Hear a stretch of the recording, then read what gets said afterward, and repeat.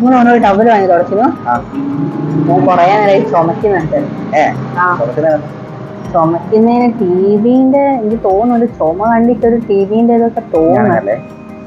തമാശയല്ല, serious ആയിട്ട് പറയാ. ആ ചുമയുണ്ട്. ഇതിപ്പോ എനക്ക് ടെൻഷൻ ആണെന്നോ, ഞാനിപ്പോ എല്ലാം തൊട്ടിട്ട് ടെൻഷൻ അടിക്കണ്ട, നമുക്കൊരു കാര്യം ചെയ്താലോ, നമുക്ക് താലൂക്ക് ഹോസ്പിറ്റലിൽ പോയി കൗൺസിലർ ഒന്ന് കണ്ടാലോ. കാണാതാ നല്ല. മാഡം, ഞാൻ ഇന്നലെ വിളിച്ചിട്ടുണ്ടായിരുന്നു. അതെ മാഡം, നല്ല ടെൻഷനാണ് മാഡം വന്നത്. ടെൻഷൻ അടിക്കേണ്ട ആവശ്യമില്ല.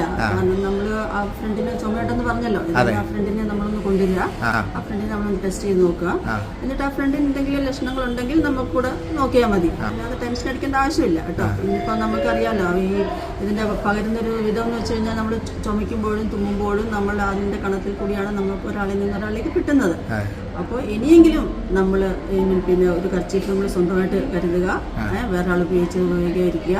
പിന്നെ അഥവാ നമുക്ക് ഇന്നിപ്പോൾ ഇത് അങ്ങനെ ഒരു പ്രശ്നം ഉണ്ടായാൽ തന്നെ നമുക്കറിയാലോ 6 മാസം കൊണ്ട് ഇന്ന് മരുന്ന് കഴിച്ച് പൂർണ്ണമായിട്ടും നമുക്ക് ഭേദപ്പെടാവുന്ന ഒരു അസുഖം തന്നെയാണ്. നമുക്ക് ടെൻഷൻ അടിക്കേണ്ട ആവശ്യമില്ല കേട്ടോ.